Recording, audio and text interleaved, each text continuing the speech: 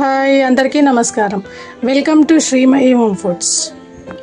ఈరోజు శ్రీమయి హోమ్ ఫుడ్స్లో ఇంకొక రెసిపీ చేద్దామండి. అదేంటంటే రాగి మసాలా చిప్స్. ఇవి చాలా టేస్టీగా బాగుంటాయి. సో రాగి మసాలా చిప్స్ అని ఎందుకనంటే అన్ని ఇంగ్రీడియంట్స్ మసాలాస్కి సంబంధించి ఈ పిండిలో వేసుకొని మనం ప్రిపేర్ చేసుకుందాం. సో దానికోసం ఇక్కడ ఒక 2 కప్పుల రాగి పిండి తీసుకున్నాను, రాగుల పిండి.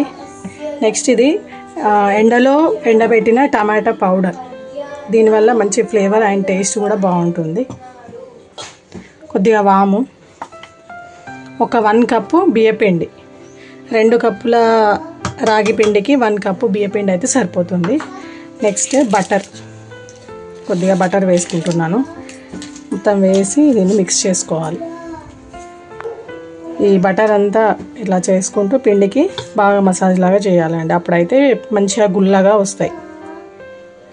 కరిగిచ్చి వేయడం కంటే కూడా ఇలా నార్మల్ రూమ్ టెంపరేచర్లో ఉన్నదాన్ని పిండికి ఇలా పట్టించాలి. మొత్తం కరిగిపోయింది. అండ్ ఇందులో కొద్దిగా వేడి నూనె కూడా మనం వేసుకోవాలి. సో దానికోసం నేను ఆయిల్ని హీట్ చేసుకుంటున్నాను. ఆయిల్ హీట్ అయ్యేంత వరకు ఈ టమాటో పౌడర్ ఒక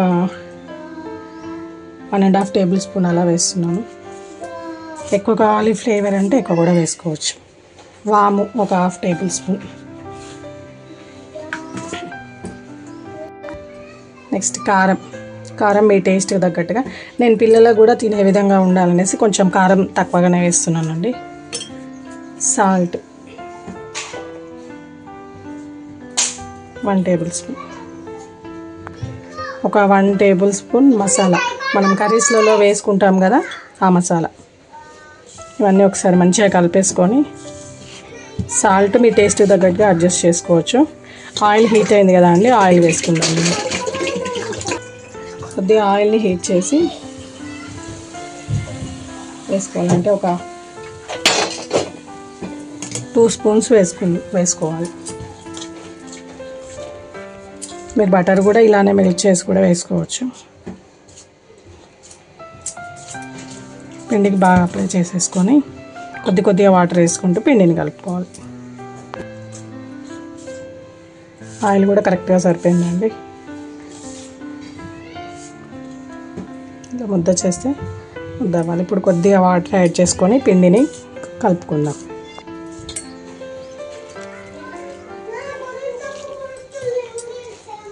పిండిని ఈ కన్సిస్టెన్సీలో మనం కలిపేసి పక్కన పెట్టుకోవాలి.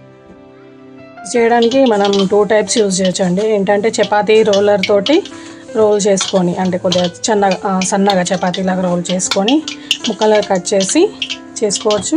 లేదంటే ఇలా కారపూస గొట్టం ఉంటుంది కదా, దానిలో ఈ రిబ్బన్ బిల్ల ఇలా స్ట్రైట్ లైన్ది ఒకటి ఉంటుంది, దాంతో అయినా కానీ మనం వేసుకోవచ్చు. సో నేను దీంతో వేస్తున్నాను ఇప్పుడు. ఒకవేళ మీరు అలా చపాతీ పిండితో కానీ వేయాలనుకుంటే కొంచెం పిండి గట్టిగా కలుపుకోవాలి.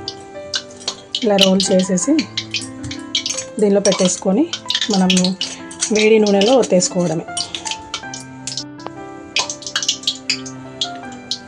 ఎంత పడితే అంత పెట్టేసుకొని ఒత్తేసుకోవాలి.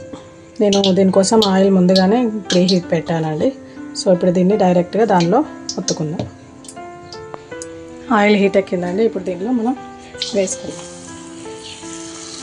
మీరు ఒకే స్ట్రైట్ లైన్లో కూడా వేసేసుకోవచ్చు, లేదా మధ్య మధ్యలో కట్ చేస్తూ కూడా వేసుకోవచ్చు. ఆయిల్కి సరిపడా ఎంత పడితే అంత వేసేసుకోవచ్చు.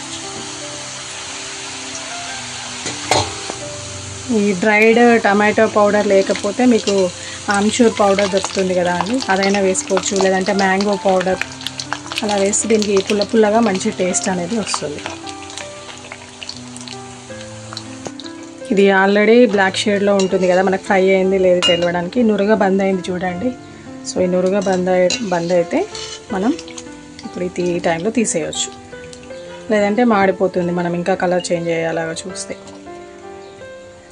సో ఇది సన్నగా రేకులాగా వచ్చింది కదా అండి, తొందరగానే ఫ్రై అవుతుంది, మనకు క్రిస్పీగా కూడా ఉంటుంది. మిగతా పిండి అంతా అలానే వేసేసుకోవాలి చిప్స్ లాగా. చూడండి ఎంత బాగా వచ్చాయో. అసలు చాలా క్రంచీగా కూడా ఉన్నాయి. ఎప్పుడైనా హెల్దీ వేలో ఇలా స్నాక్స్ తినాలనిపిస్తే ఇలా ట్రై చేయండి.